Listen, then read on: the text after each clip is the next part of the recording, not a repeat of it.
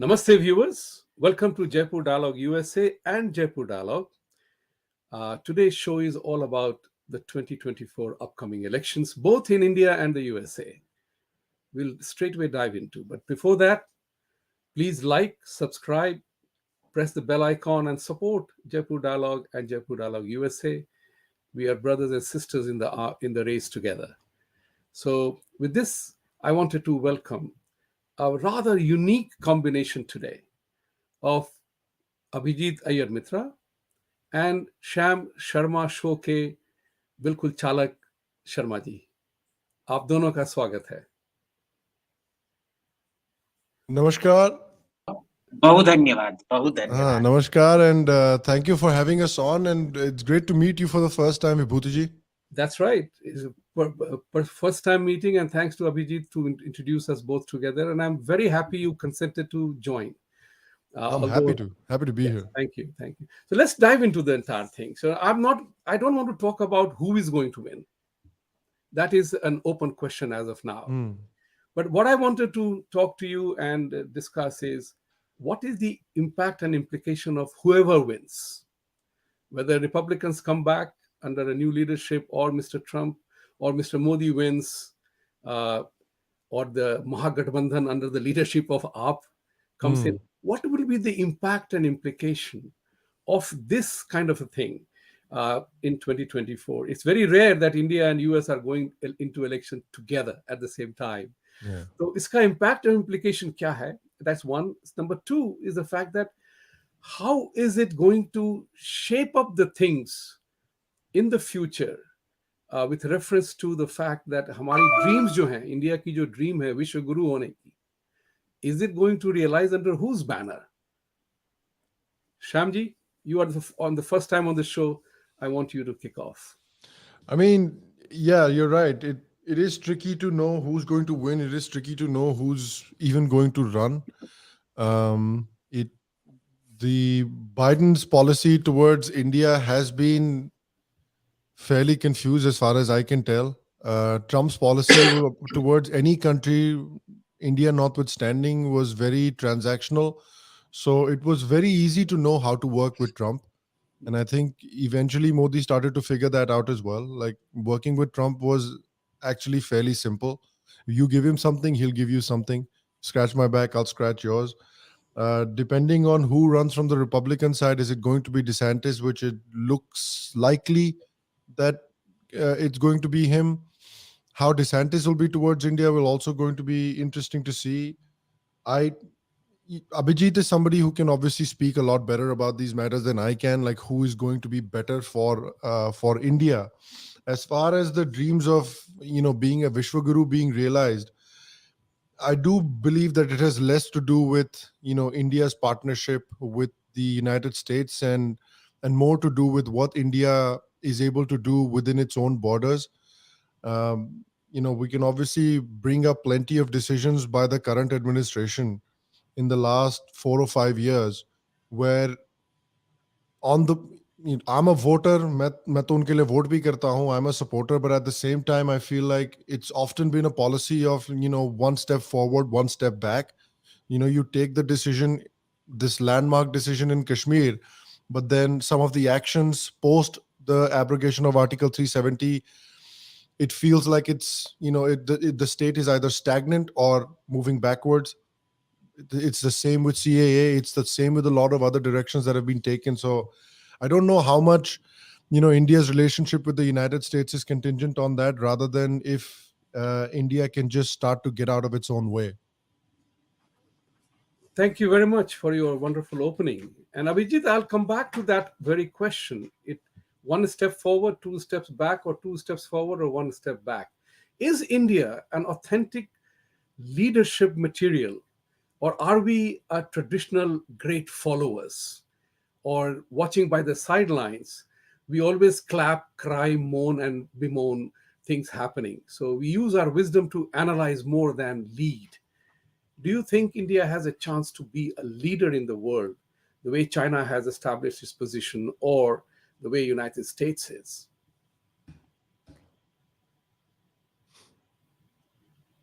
You are silent, can't hear you.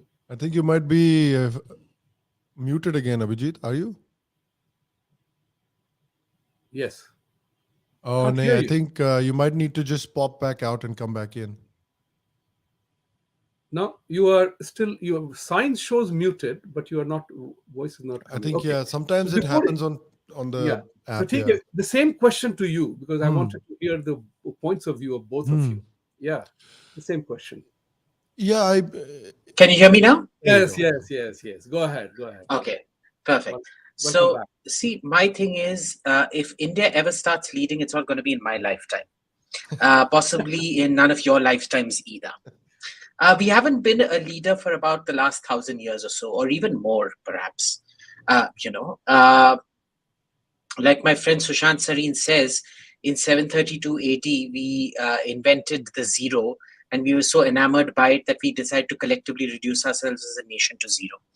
So, that was the last great invention to come out of India. The problem, I'll tell you, is what?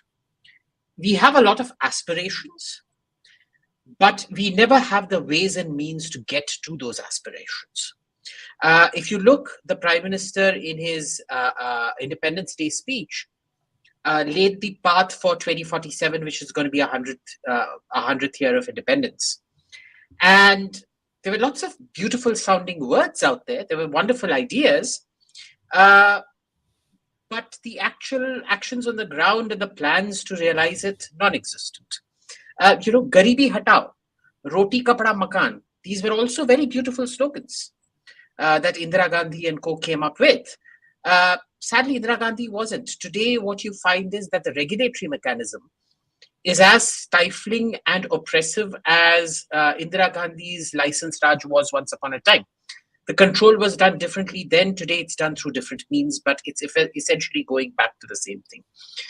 And we're going back towards a, almost to a uniparty state like we were under the Congress, because it does not seem to me that any party is going to rise in any form or fashion to be able to challenge the BJP, at least for the next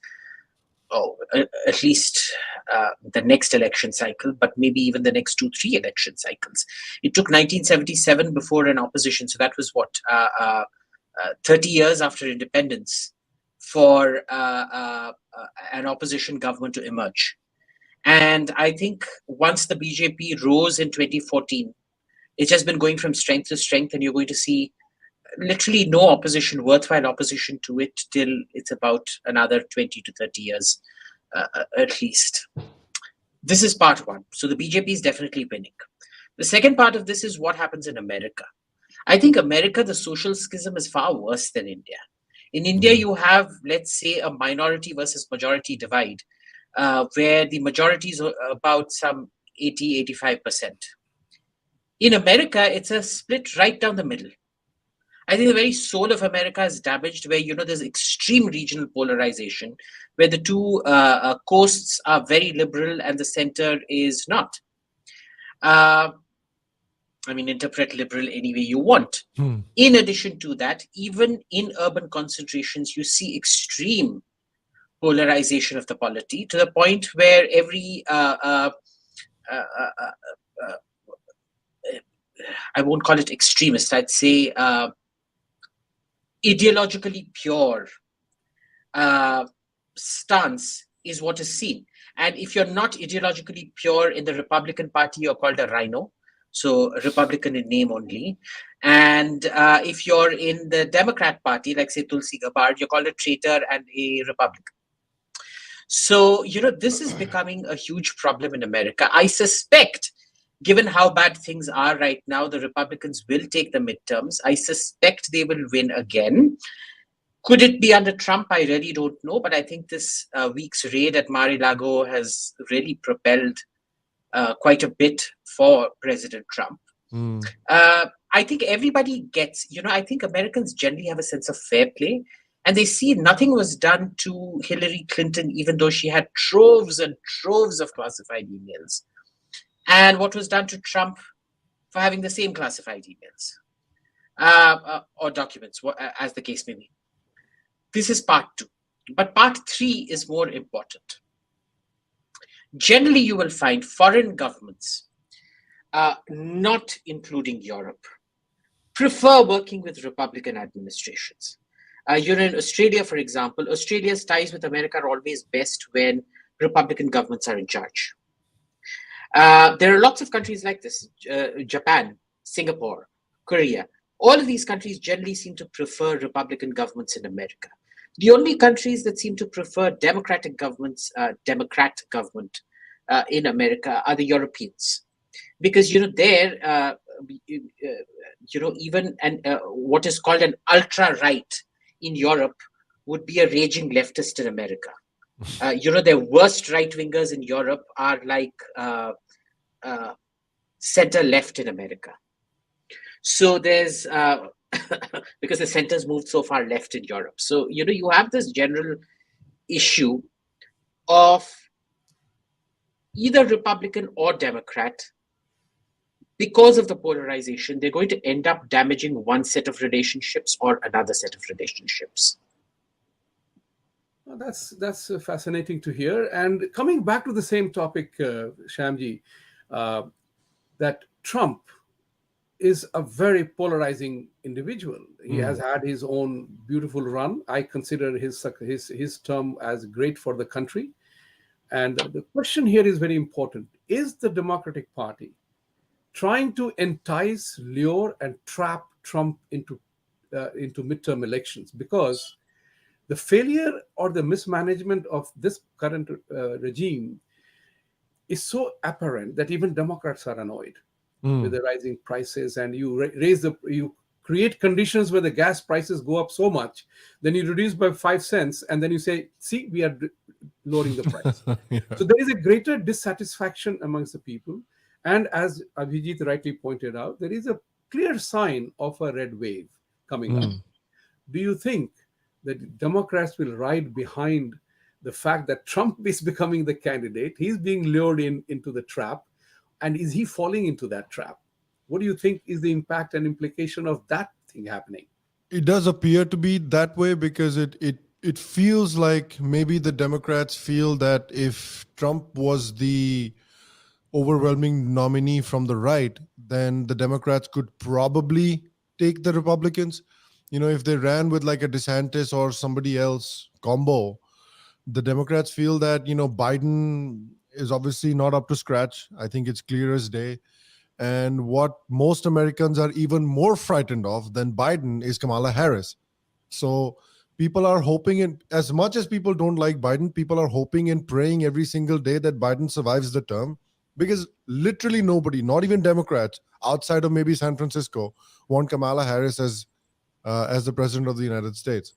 So I think they might be trying to lure it or, turn the elections into a Trump versus the Democrats fight. So then they can point out to Trump and January 6th, they can point out to Trump and the coronavirus and, try to win the election basing it all around Trump. That could be a strategy. How well it would work, I really don't know, because at least at the moment, the two clear front runners for the Democratic Party are overwhelmingly uninspiring. And that particular reason, that overwhelmingly uninspiring, is my thought. Abhijit, your thoughts on this subject matter, that potentially they may play a game, because Kamala ji is not a winner. Idli or no idli, she is not going to be a winner. The point of the matter is the fact that they may want to ease her off and bring California governor Gavin Newsom or somebody else, or Pete Buttigieg for the matter, to present a new face, with Kamala ji failing so badly. Your thought on that? Is it possible? So I think they'll play anything except Kamala, because, I don't think there's a single Indian except her own family who likes Kamala either.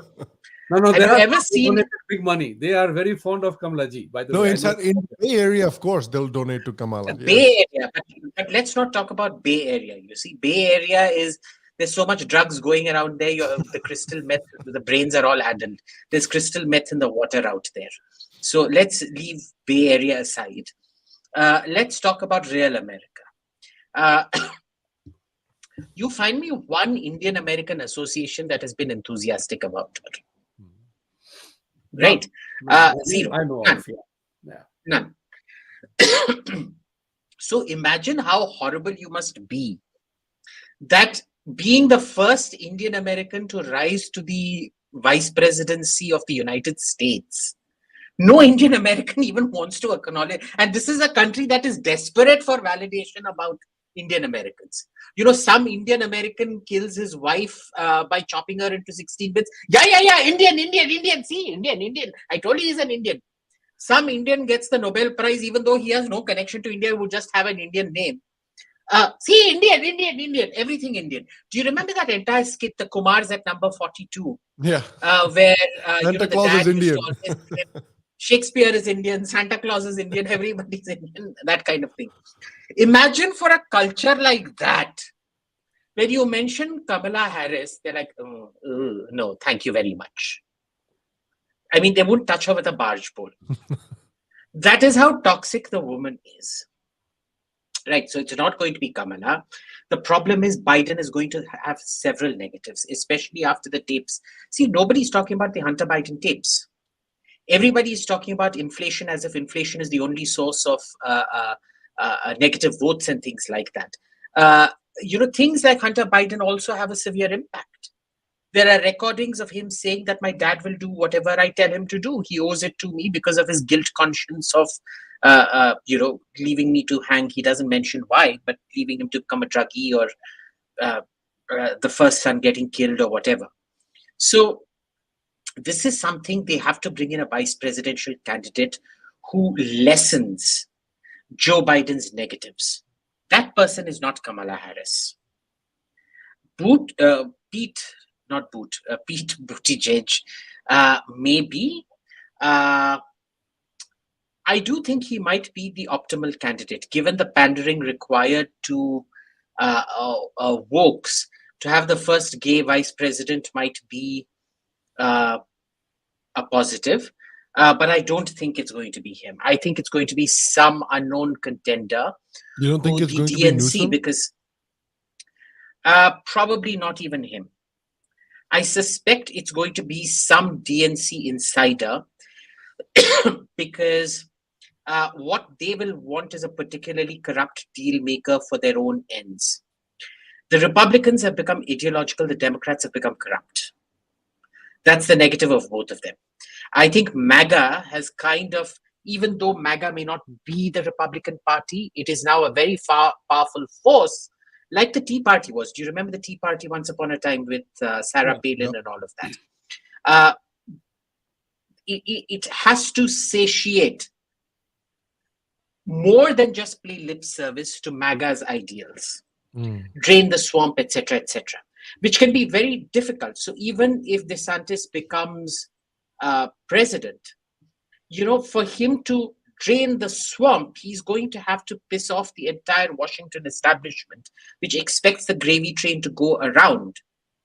And he might not be able to do that, and he will consequently, the establishment will turn on him. Remember, most of the hatred of Trump was because nobody got jobs. Yeah. Right. So everybody decides, the Republicans decide, oh, he's not really a Republican, etc., people like Liz Cheney and co. Poor Liz Cheney, she's lost her seat. She's not going to get anything anymore. Boo-hoo-hoo. Can you see my tears, copious tears falling for Liz Cheney at the moment? Good riddance, daughter of a war criminal. Yep. Hope she croaks and dies. And then you have the Democrats, who are absolutely corrupt to the core, ideologically corrupt, morally corrupt in every sense of the word. And they've got an ideological problem, which is, what is wokeism? It's essentially institutionalized extortion. Okay, it's inventing grievances of all kinds so that you can take state property onto yourself. And that's perfectly fine, except, you get to the stage where the Congress party is in India, because it becomes a cabal of the mediocrity. Initially, the people, remember, the Black Lives Matter founder is very smart. She's monetized it, gone from being a penurious nobody, good for nothing, into owning 3 mansions, one in the Bahamas, two in Los Angeles, and God knows what not else. Uh, but are the followers that smart? I doubt that very much. Mm. And herein lies the problem of demagoguery. Once you activate the zombies, you're going to have zombie apocalypse. So best of luck to the Democrats. As a Republican candidate, your words are music to my ears, and I am definitely, excited by that. But the other part that comes up out of this particular thing that you said, Abhijit, is that in the United States, Sharmaji, tell us about, share your thoughts on this particular aspect, that how the Democratic Party, it drives itself on agendas. They have no policies. I've Mm. tried to figure it out. They have no policies, but they have definite agenda, and they follow their agenda with all their might, all Yeah. the manipulation, and they create divisiveness behind what Abhijit was telling, of creating, certain segments of the people. So they keep everybody frustrated and unhappy, and keep pandering on that part of it. Your thoughts on that? Yeah, I mean, it's the single point agenda of the Democratic Party has essentially turned into, identity politics. Identity politics and the same old sort of war crimes of the United States overseas. But at least at home, it really got crystallized when I think it was Biden who came out and said, when they were trying to appoint a Supreme Court judge, that he came out and said that it is going to be a black woman, or he said like woman of color. I think that's what he said. And when your idea or your candidate for a position, such an important position in your country, you're deciding that first and foremost about based on certain racial characteristics or physical characteristics rather than the qualifications of the person, you're already in trouble. But I'm sure that you saw that all the liberal newspapers, all the big tent media in the United States, and all major liberal commentators all around the United States were just, clapping their hands together like seals on a beach about what a wonderful and courageous decision that Biden has taken.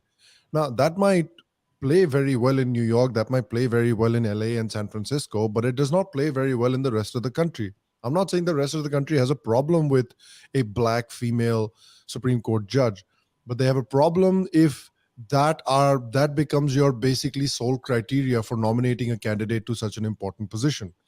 And you see examples of that everywhere. You see examples of that where Republicans in very key purple states like Virginia are able to use something like CRT to actually win elections, to actually convert a decent chunk of the Asian vote, including the Indian vote.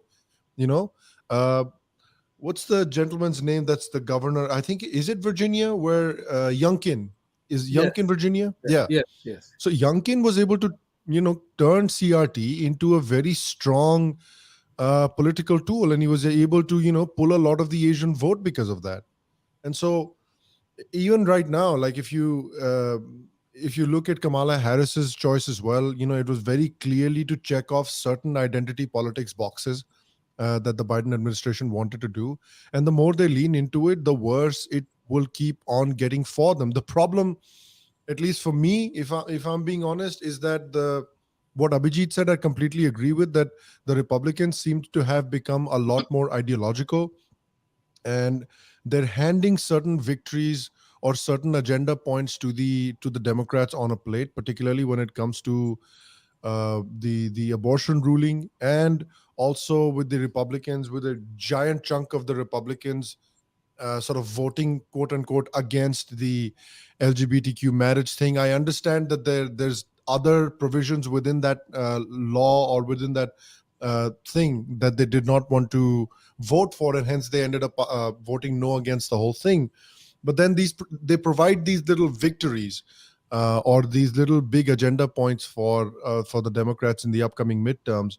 I don't think it will be enough to be able to stop the red tide, but we'll see.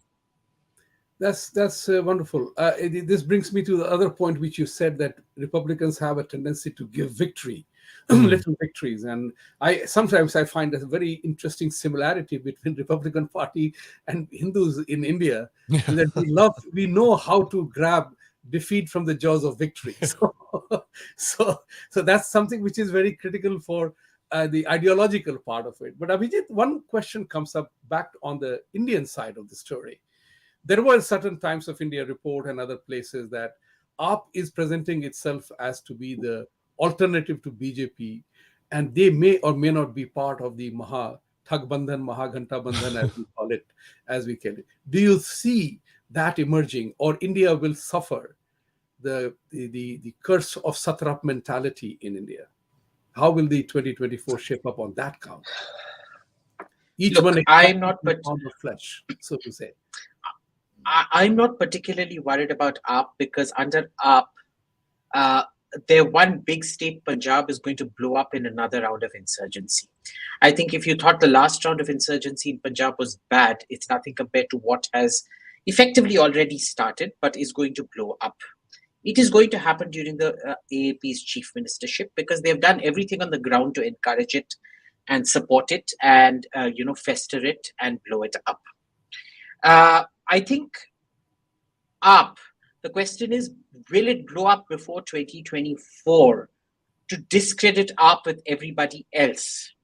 Because remember, once those Khalistani terrorists get on the prowl, they are going to do what they did through the 80s, which was drag non-turbaned Hindus and other non-turban people out of trains and machine gun them down.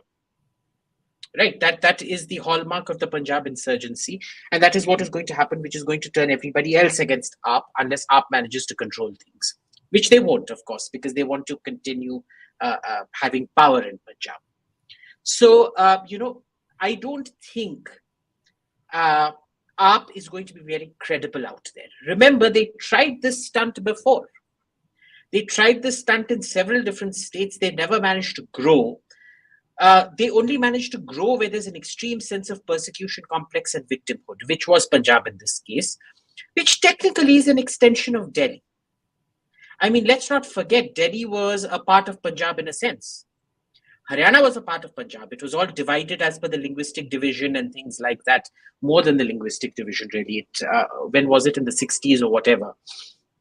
The Indian Punjab was divvied up effectively. So it's I don't think AAP is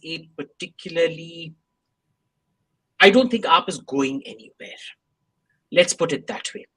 Because remember, they've also managed to piss off a lot of the the traditionalist,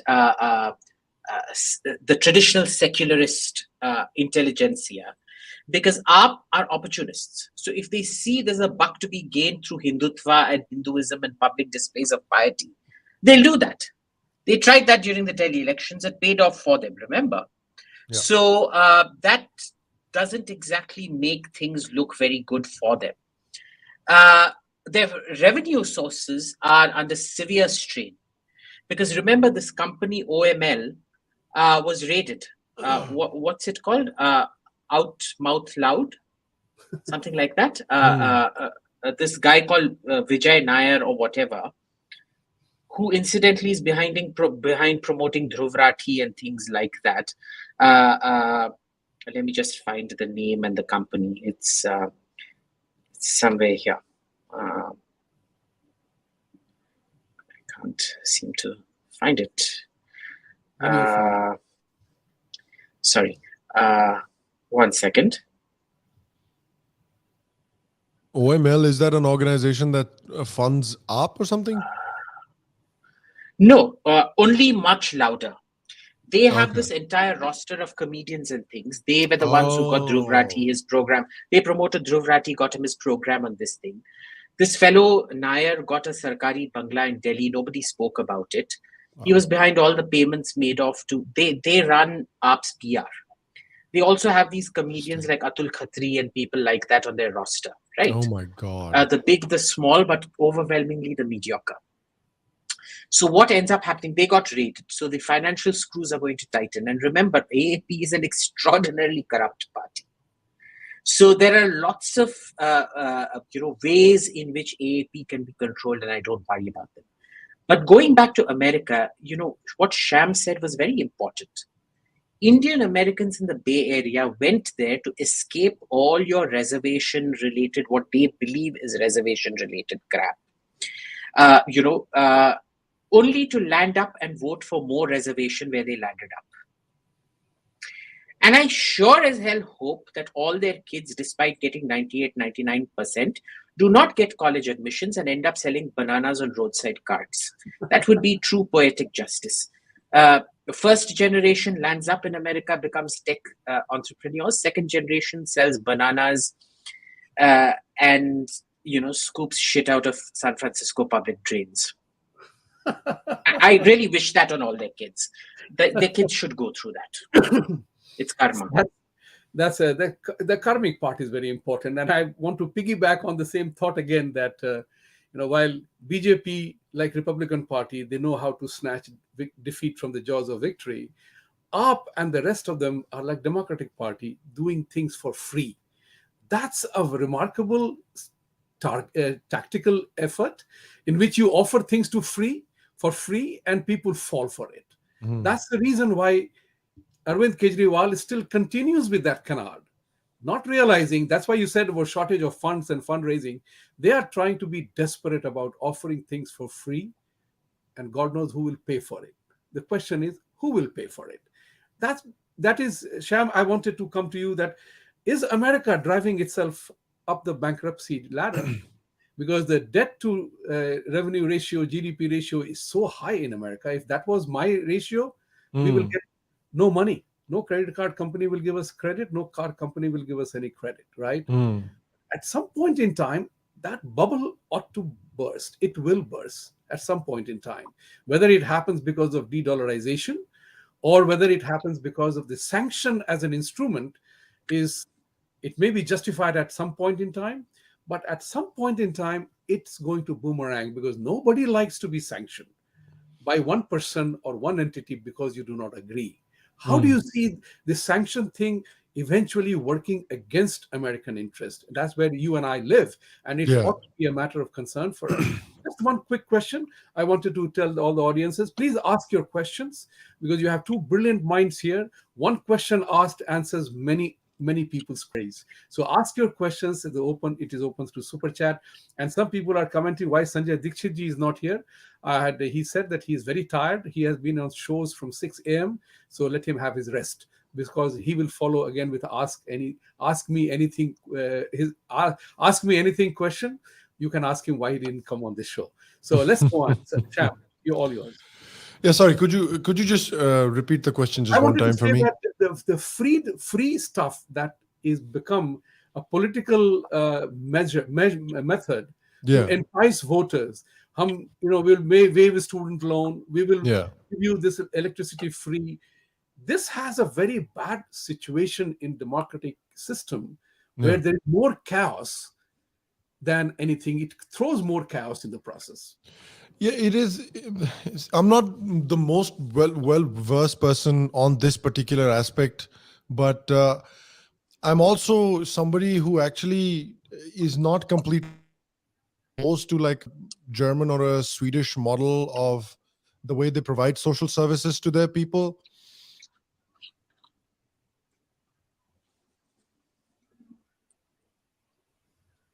I think he lost his connection. Abhijit, you can jump on the same question, whether the sanctions are going to hurt when America it comes to more. Oh, did I freeze up? Yeah, you did freeze up a bit. Yeah, you froze up. Oh, sorry. It just sometimes my internet just like cuts out for like a second, but it comes right back. Good.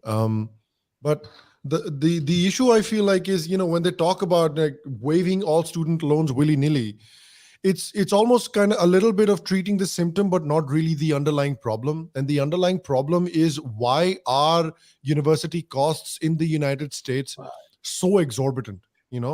So you have AOC who's talking about, okay, please, I make $500,000 a year, but please waive my student loans. I can't pay $17,000 or whatever her, outstanding loans are. And when you're talking about that, you're also, I think it's incumbent upon you to talk about why the costs of university is increasing, why the costs of, medical costs are so high in the United States, why are housing costs so high in the United States. So we're not solving any of those underlying issues, but we're only offering solutions to the symptoms that we see as a result of those underlying issues. Why are administrators making so much money in colleges? Why am I paying $50,000 for 2 semesters of college in the United States? Like, those are the questions that need to be asked, but none of those questions are being addressed. And so, ठीक है, we can continue to waive college loans as till the cows come home, but that's not really going to solve the problem. Like you said, Vibhuti ji, it's going to keep adding to the debt. And people already see through it. To be honest, there's a decent, for people that live here, I think you can realize it, that there's a decent chunk of people on the right and on the left that are actually starting to see through the whole game slowly. They are the real quote unquote woke people. These are the people that are now waking up and realizing that whether it's the Republicans, whether it's the Democrats, a lot of the problems that have existed in the country for a very long time, neither side is solving. And I feel like that was one of the big reasons for the whole MAGA movement in the first place, because they're like, we're unhappy with either party, and that is why we want Trump, because he's going to burn the entire system down, and then we can build a fresh system on top of it. Now, Trump was not able to accomplish that because the system is very deep, extremely rotted, and both the parties are essentially working together. And so it was very difficult for Trump to do that. Whether he'll be able to, whether another politician, another extremely charismatic leader is able to do that in the future, it remains to be seen. But I think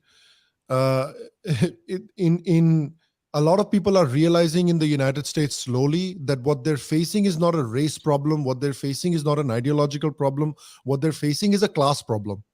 It's a class of these extremely privileged politicians in Washington and essentially in the coastal areas, and essentially the rest of America. That's the real problem that exists in America right now. I will come to you, Abhijit. He's given a very wonderful prescription that we are not addressing the deep root causes of something. And as I work in my work, we always address the question to the CEOs: do you want to solve the problem? If you don't want to solve the problem, then everything is cosmetic. Sanctions, But US imposing sanction on others, is it going to boomerang on the United States? And your thoughts on that, because countries are uniting, are becoming different. They are looking at the US as the big bully. Is that true? look, American sanctions and military action in Libya cost more American lives than, the American I won't say occupation, but what do you call it? The American pacification of Libya took up more lives than any military action that Gaddafi's Libya had ever taken against America. You see the same in Iraq. You see the same in Afghanistan, etc., etc., etc. This is now a chronic problem because it fuels what Eisenhower called that military-industrial complex. And it's a very addictive way of getting out of economic problems. Because remember, everybody attributes German and Japanese recovery to the Marshall Plan and things like that. It wasn't. It was actually the Korean War that sparked war demand that pushed Japan and Germany's recovery. So very similarly, there is this belief that war demand can constantly get you out of recession because you're spending money on things. And we all know that during recession, you do not do what was done during the Great Depression, where the government froze up spending. You spend your way out of a thing. But a 13:1 debt equity ratio is simply not sustainable. So they fall back on the second best option, which is sanctions. And the problem with sanctions, again, is, I think with Russia, America has realized the limit of the sanctions. Previously, they only used to sanction minor economies with minor global supply chain footprints. They were individually important to single products. So Iraq was very important to oil, right? Or Libya was very important to gas, but that was about it. What else came out of Libya? Nothing. What else came out of Iraq? Nothing.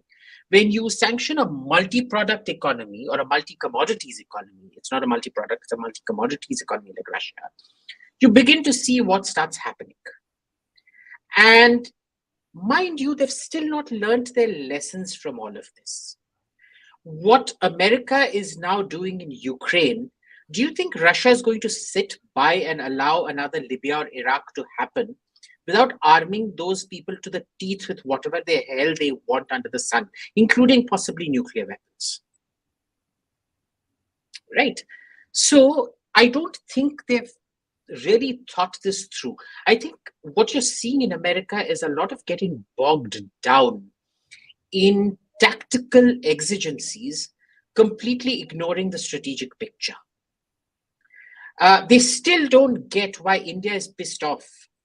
Because for us, what is this desperate defense to save Europe, the idea of Europe, is for India an absolute nightmare because it's put Russia inevitably into China's no escape zone.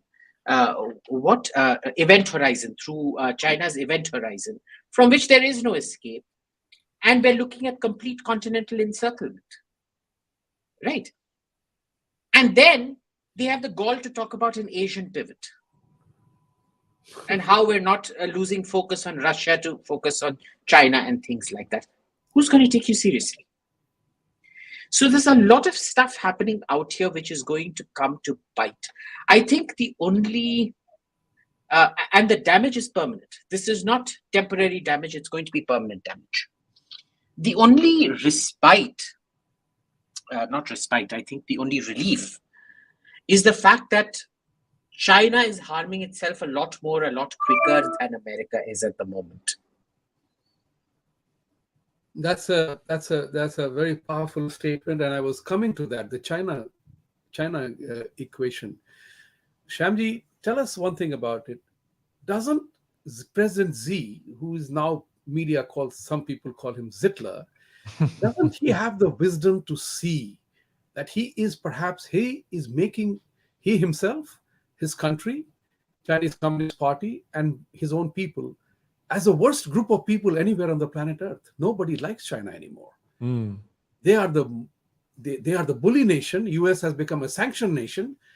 And one of the areas in which US completely ignores, and that particular thing gets exposed, when you champion human rights and you do not impose sanctions on those countries that bring about human rights violations, and you always tickle or blame India for that, that becomes a very tricky issue. We live in an era where technology exposes the truth very quickly. Yeah. How do you see the China thing playing out in this scenario, in both in the US and India election? Mind you, it was Chinese COVID virus that virtually threw out all the leaders of the nations, including Mr. Trump, who challenged Xi's supremacy claims everywhere. Only Modi is standing in the way now. Your thoughts on that? Yeah, again, I'm unfortunately, I'm not really much of an expert on China as well. Abhijit is much better suited to answer this question, but I do get the sense that, China used to be the country that was very good at strengthening itself while the rest of the world sort of ignored it. It was very good at keeping its head down, doing the work, getting to a certain, economic and military strength, while the rest of the world was just busy looking elsewhere. But it seems like China is a country now that has a level of strength where it can wait around or maybe use its strength in a better way or in a more effective way than it was able to before.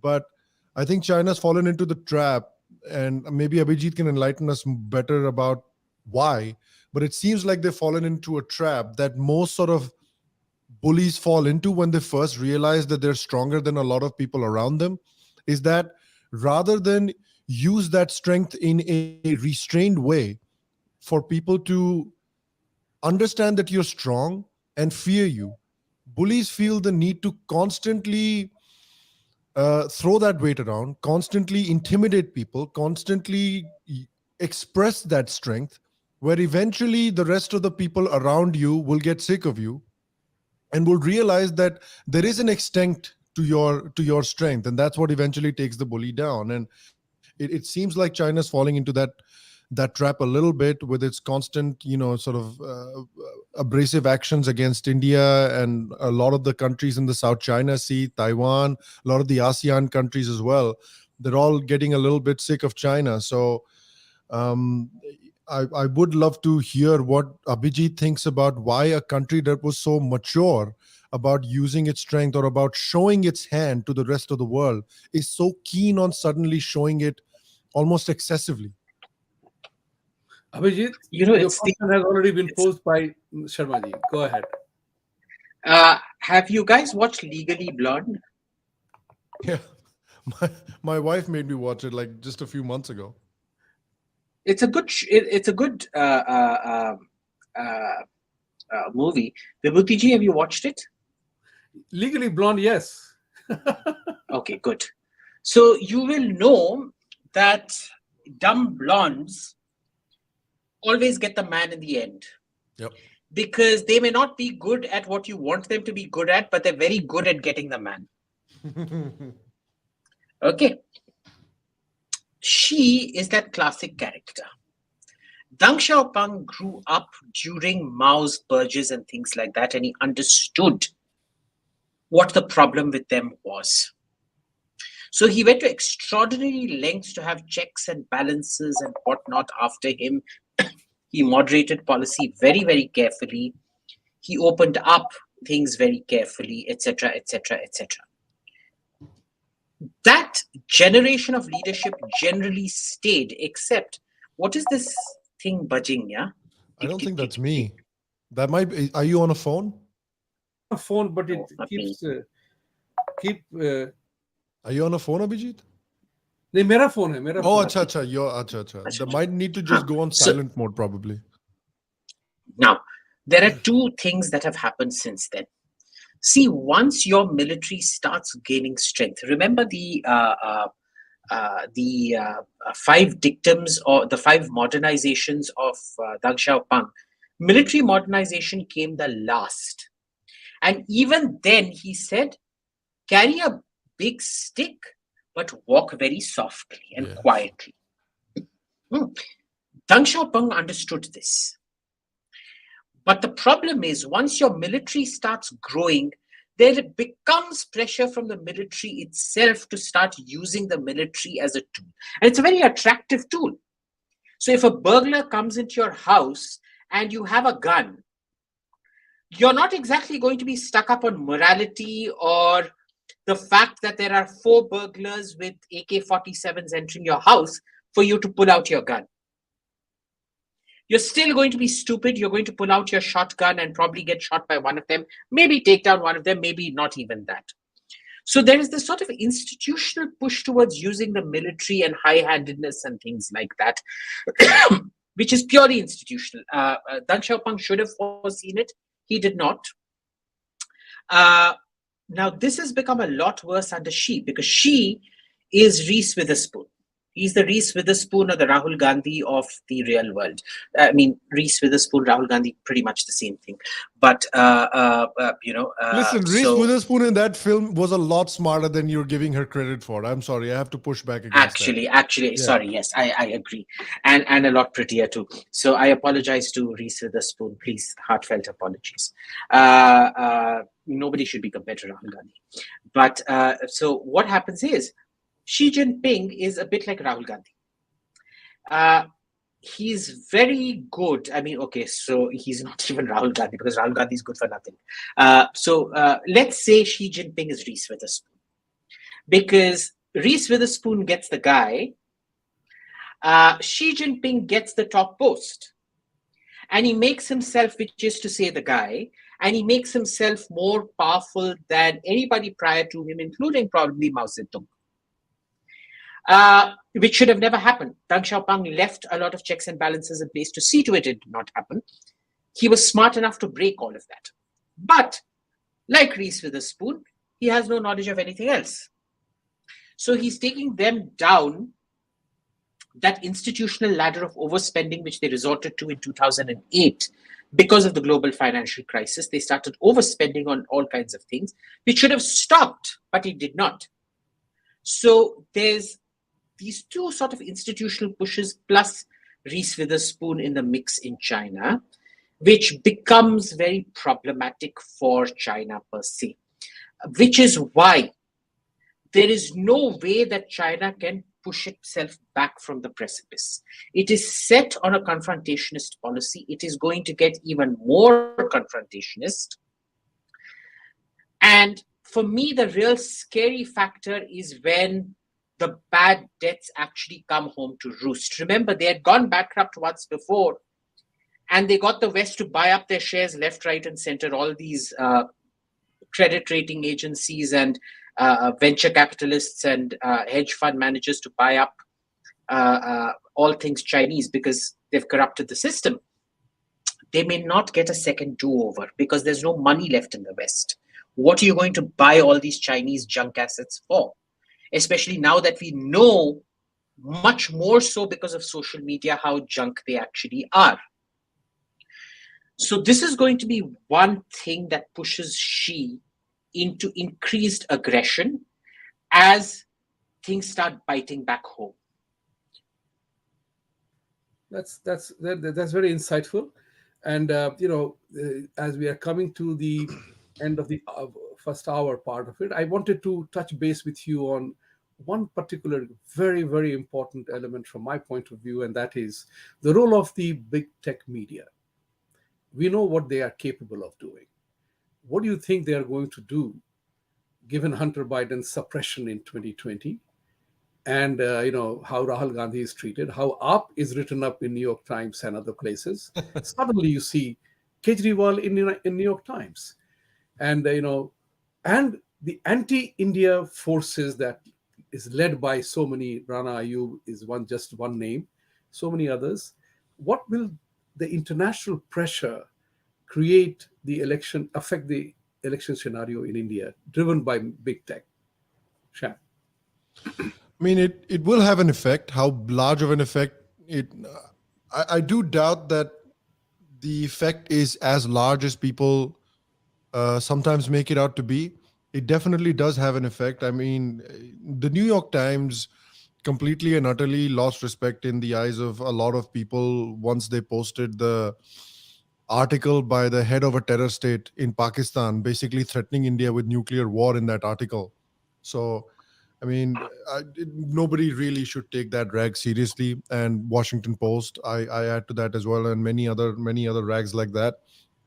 But nevertheless, they do that not just in India, Vibhuti ji, they do the same thing in America as well. And this is not an original point that I'm making, but in any way. But this point has been made by many people, including people like Andrew Yang, that the media and the entire political establishment, whether on the right, whether on the left in the United States, is basically trying to make the people focused on issues that will keep them basically busy at each other's throats, rather than solving the real problems that exist in the country that go across political lines. You have the redneck guy from Texas who can't afford his insurance payments, who can't afford his house, who is hooked on oxycontin and fentanyl, and can't send their kids to college.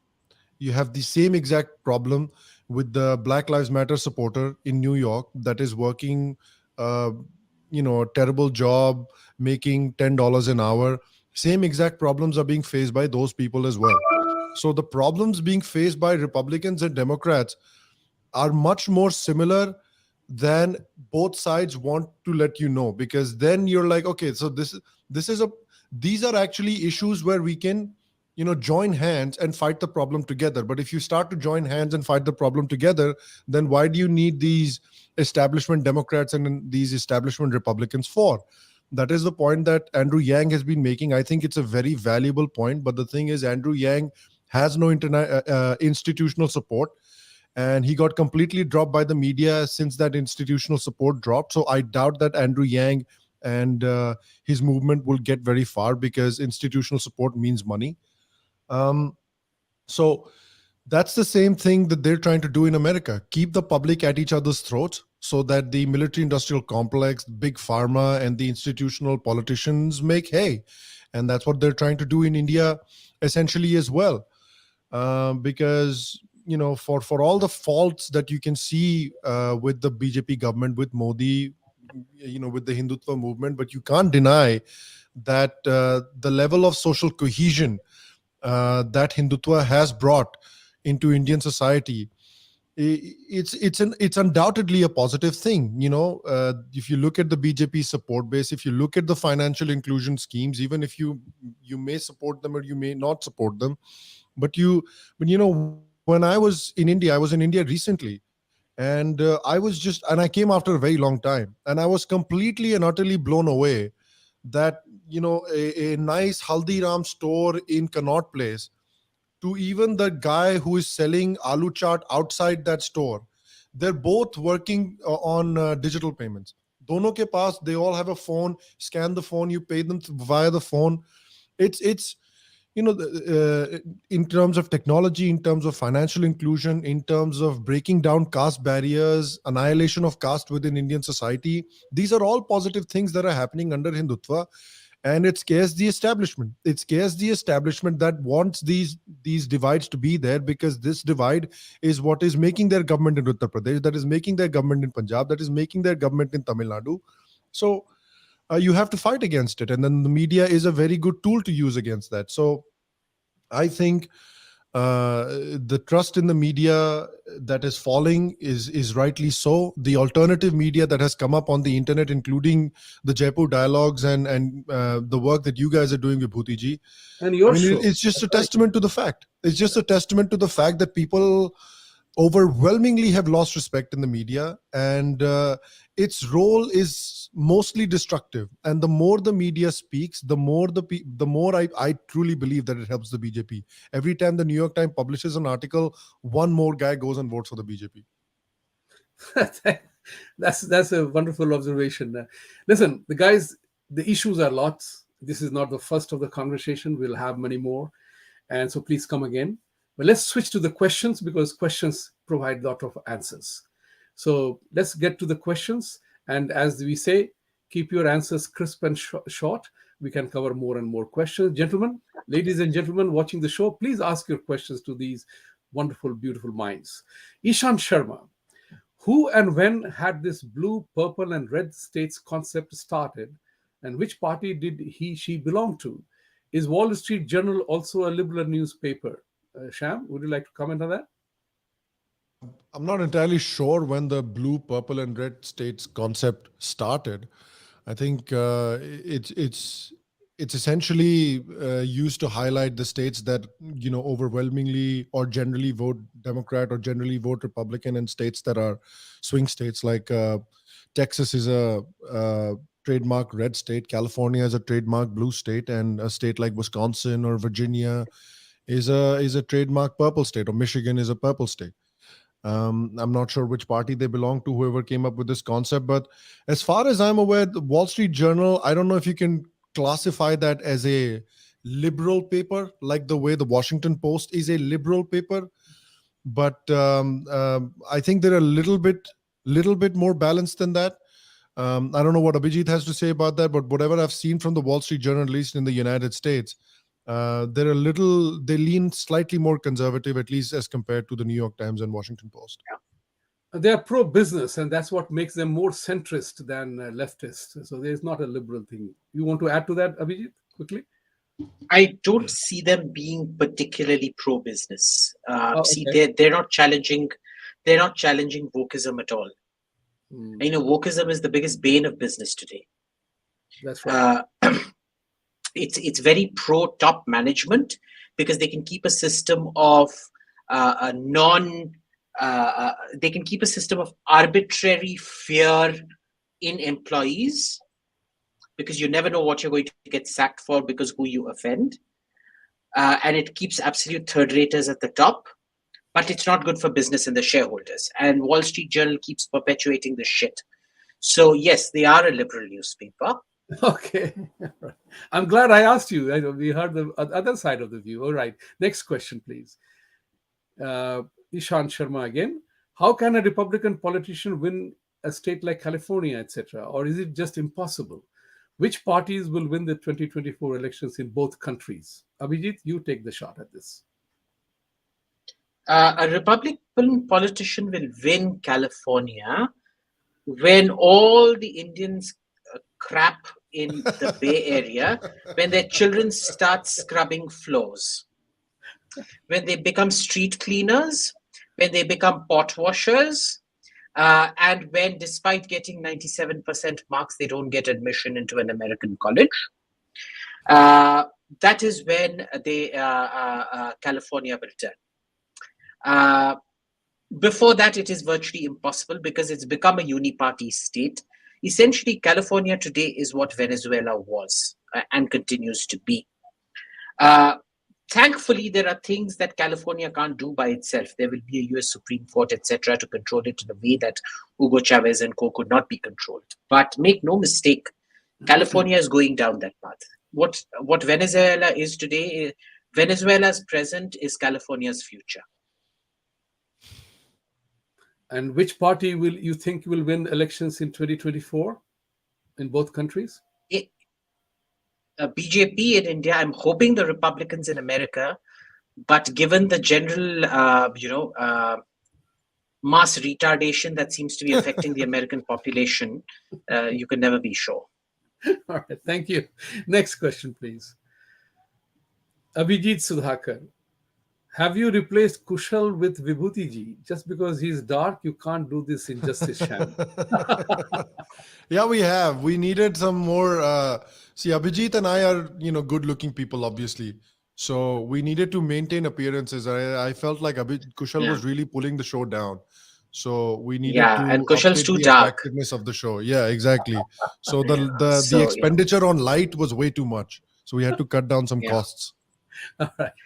Thank you. Like, they say BMW came up with pure black paint that can absorb all light. They actually copied. They took a photo of Kushal's skin and made it the new BMW. Next question, please. Abhijit Sudhakar again. There is change happening in Edison, New Jersey. Sambit Patra came for India Day parade on 14th August. Thank you for your comment. Next, please. Shashank Sharma. What do you think of the Muslim radicalization situation in Bengal and Assam? Will it blow up after Census 23 or after 24 election? I leave it open to either one of you to reply to this. I mean, don't you think that it's already blown up in Bengal, Abhijit? I mean, how much more can it blow up than it is already blown up? See, the two states are very different. In Assam, the native Muslims do not like Bangladeshi Muslims. So, I know most native Assamese Muslims that I know are extremely pro-CAA. They don't want Bangladeshi Muslims settling on their land. So it's all about Assamese pride. So Assam isn't really the problem. You're looking at Bangladeshi or Bengali Muslim radicalization in Assam, which is really realistically the problem that you're talking about. Mm-hmm.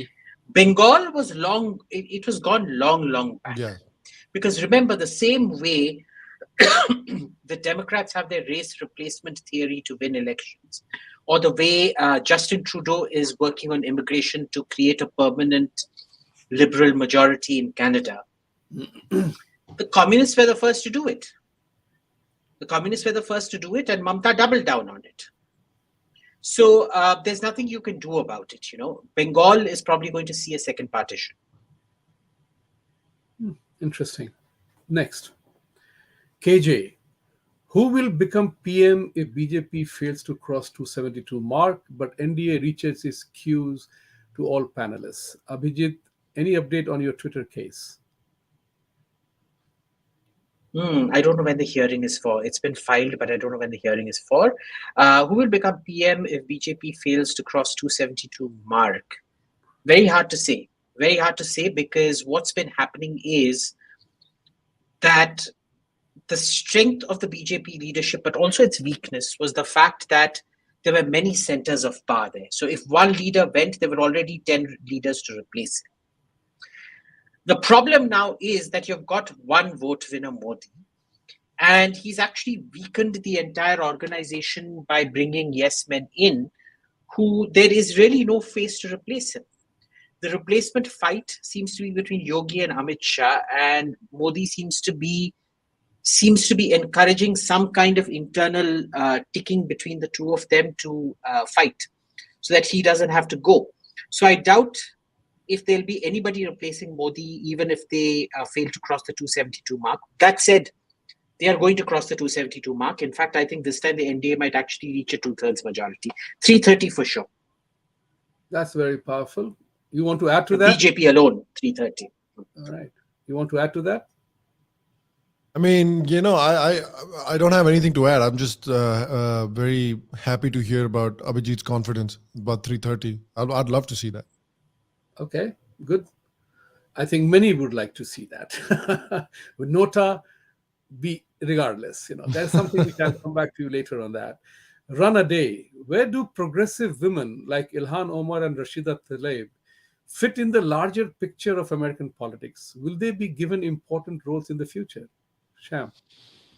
I mean, they've been trying to get important roles in the future. The media has been trying to give them important roles in the future. There are sections within the Democratic Party that have been trying to give them important roles within the party, but ultimately the people speak, and the people outside of their very narrow constituencies do not like them. There's a reason why Rashida Tlaib is not going around the country delivering speeches for Joe Biden and Kamala Harris. There's a reason why Ilhan Omar isn't doing it. Ilhan Omar does not go to Alabama or Virginia or Texas and deliver speeches in support of Joe Biden, because nobody there wants to hear her. Nobody there wants to see her. So if you do not have any attractiveness or appeal outside of your local constituency, you're not going to go very far. It's the point that Abhijit was making about the Aam Aadmi Party being successful in Delhi and Punjab, but not really growing anywhere else. Because the appeal that you have works for a state like Punjab that has this deep victimhood complex or has a certain demographic makeup, which is what Ilhan Omar and Rashida Tlaib's advantage in Minnesota and Michigan Republic, in respectively. It does not work outside of those areas. So unless something drastic happens and the American public goes mad, which is not outside the realms of possibility, I don't see them getting major roles within the party. Excellent. Next question, please. Reggie Pillay. Question to AIM. Bengal and Bihar fiasco is going to add seat losses to BJP in the East. Where can they cover the loss and retain the current majority in 2024? Quite the contrary. I think Bihar is going to vote overwhelmingly for the BJP. Because see, all the anti-incumbency is going to be transferred to Tejashwi and Nitish. It is not going to go against the BJP. In fact, they're going to win a heck of a lot more seats in Bihar. Right. Bengal is a different matter, because I think the cadre got wiped out. Yeah. And what few cadre are left, it's going to take at least 15, 20 years to build the cadre back up in Bengal again. So I would place my bets on Bihar. Bihar, Chhattisgarh, these are the places where the additional 20, 30 seats will come from. Odisha, I rule out. I don't think they're going to shake Naveen Babu much. They have a particularly incompetent state leadership out there. So, and Naveen can run rings around them. So I don't think they're going to succeed there either. But Bihar, Chhattisgarh, that's where the big gains will come from. Yeah, people underestimate the Hindutva in Bihar. I feel like because it's an underdeveloped state and because it's had Nitish as a leader and Lalu as a leader and not good viable alternative, they underestimate the Hindutva or even the street level Hindutva in Bihar a lot. And I suspect they'll get lots of seats in Telangana, because in Telangana, for whatever reason, KCR has nominated them the opposition. He's kind of discounted everybody and he said, Yellow, you become the opposition. So anybody who wants to vote against me, please vote for the BJP. Yeah. Thank you. Next question, please. Sheikh Bake. War brings innovation. Do you think that that's why we see countries go on wars to reignite the old flame of Second World War innovations? Abhijit?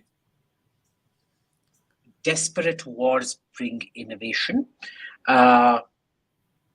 Irrelevant border wars do not bring innovation. Too many wars absolutely stall innovation. So you're looking at things like, World War II that brought about innovation, or World War I that jump-started innovation. These aren't do or die wars. These are all elective optional wars. This is like your medical insurance. You'll have insurance for cancer and things like that, but elective surgery is not included out there. So this is like cosmetic plastic surgery or dental surgery or things like that. It neither pushes innovation. In fact, it takes away from innovation. Because remember, instead of fighting a big war, America is now focused on winning small wars. Most American innovation is focused on winning small wars, finding who is hiding where, etc., etc., etc. That is not a mistake that China is making. China is still way behind. That's a different matter. But in fact, these too many wars. And the classic example of this is Persia or Rome or Athens and Sparta. Too many small wars, and then you just go boom, one fine day. One of the things that I read somewhere that, he talked about the small war, the regional threats have a way of expanding in unpredictable ways, and we know that. Right. They expand bizarrely. They don't actually become big threats. I think the last regional threat to become a big threat was the Arabs in 600 odd AD. But other than that, other than pulling off, say, a 9/11, they don't really metastasize. I'm yet to see any minor regional threat metastasize to a mega threat. Good point. Next question, please. Ravi7. How long do you think before it takes the woke ideology to become a potent political force in India as it has in the US, if ever? Sham? I mean, I find it difficult, at least in the culturally, sure. For the culture war, it'll be great. For Twitter interactions, it's great. It has affected India in certain ways, particularly on university campuses. And then it does filter into local politics for sure. It is difficult to see how potent it will be pan-nationally, simply because India is a lot, I think, conservative society than certain Western countries. They're more religious. And so how much woke ideology really does affect them, it's difficult to be seen. But on college campus, it is a big problem. So it does filter into like research institutions and the education sector. So that's where I think the biggest damage that it can do, or it has done in the last many decades. That's where the biggest problem is. So you could say that it's a big political force in terms of the education and the media and college campuses. That's where its biggest hole lies. Thank you. Next. Noob gameplay. Do you think liberal leftist Ford Foundation can bring a coup in our government, as lots of funded protests happened in previous year and is still going on? Abhijit, I also wanted to add to this. George Soros at World Economic Forum made a public statement that he was committing $1 billion to upend Modi and Hindutva in India. What's going on here? Can nobody do anything about it? What makes you think our government isn't already a puppet of these foundations? Initially when the Modi government came, they banned the Ford Foundation.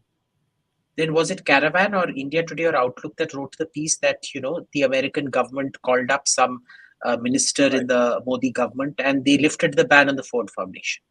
Bill and Melinda Gates Foundation was banned. How did they suddenly get back in? Nobody knows. So there's clearly some level of corruption or deep government infiltration that has already happened. You think your government is in opposition to Ford or Brookings or George Soros or things. Inside, the deep institutional capture has already happened. George Soros might want to create the impression, but I can honestly tell you George Soros probably has more chamchas within this government, within the PMO itself, then you probably realize. That can be said also about the media also, international media also, right, Of Abhijit? course, Like they rail of against the course. international media all the time, but they're also very desperate to be published in the same international media. Yeah, That's right. yeah. Absolutely, That's absolutely. why the role of media becomes critical in that scenario. Thank you. Next question, Amir Nam Joshi. Why conservatives around the world, particularly in the USA, so meek and apologetic? They lack so much in retaliating to left's constant attack. Same in India. Who is more insufferable, AOC or Rana Iyer Mitra? I don't know if the conservatives are meek in the United States. I don't necessarily see that. There are sections of the Republican Party that are that are very kumbaya, but I think American conservatives can hardly be called meek. I think European conservatives can definitely be called meek. British conservatives can definitely be called meek and like overly agreeable.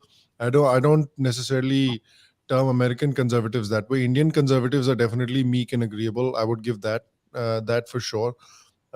Even the trads act all hard. I really don't think they're that hard as they'll project themselves to be on social media. Sadly, the people that ask other people to do the dirty work for them are never going to get respect in my eyes. Um, so I think other than the American conservatives, the rest of the world's conservatives are actually a lot more. I mean, European and Indian conservatives are a lot more meek compared to American conservatives. At least that's my view. Thank you. Thank you. Uh, Uh, can I last, just quickly add to that? please do. Please do. See, I think there's two different issues out here from what you're saying, Ame. Uh, American conservatives aren't weak, but they are parochial.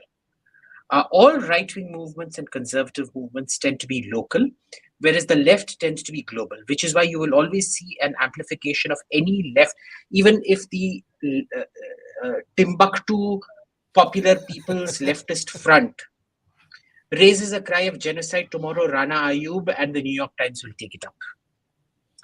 But if the Timbuktu rightist conservative party raises anything, nobody will give a shit about it. Yeah.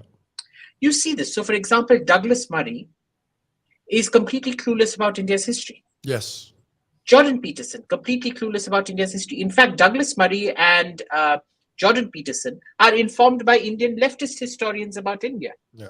Ben Shapiro is informed about Indian leftist historians about India. Wasn't it Douglas Murray who said that the caste was even worse than what happened to the Native Americans in America? To the British Empire. And that isn't all of it. They're quite clueless My about their God. own history. So, for example, the guy who made this What is a Woman documentary, he actually said that, Canadians killing off Native Americans trying to convert them was very good because at least they found the grace of Jesus in their death. So, conservatives, and this is a very important point, read Manu Joseph's piece on this. He made this point about why the left is always global, powerful, amplified, because they have the same ideals everywhere. It's a cut, copy, paste everywhere. Conservatives are contextual and local, which is why they will never have global resonance anywhere. They will always be very, very contextual. So this is one thing where you think they're being meek. They're not being meek. They just don't open their mouths because they don't know what's happening outside their country. And Americans, I would agree with Sham, American conservatives aren't weak at all. Indian conservatives, on the other hand, because remember, they're the socially upwardly mobile middle class, they desperately seek validation. It is a trait of where they have come from. They have seen growing up, they've seen Simi Grewal and co, and they desperately seek Simi Grewal's validation.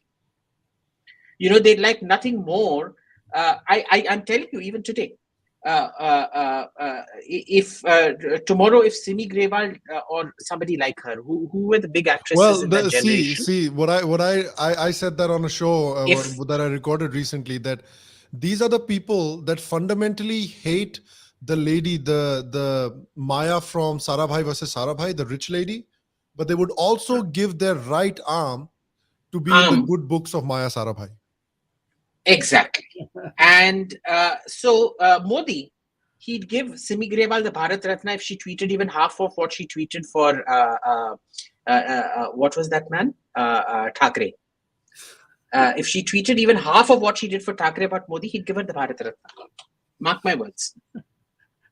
Thank you. Thank you very much for remarkable conversation on many, many issues. And, obviously, this is just the beginning of the preparation for 2024. But there is one thing very important. Conservative in democracy, it is very important to bear in mind that, democratic rights are unassailable rights. But what is important is that we have to work hard to protect and defend it. It's not just giving away the rights. You need to protect and defend. With these words, I want to thank all the viewers for your participation, viewing, and asking questions. Subscribe to Jaipur Dialogue USA, and support. Press bell icon and come back again. As I always say, Satyamev Jayate. Jesus saves.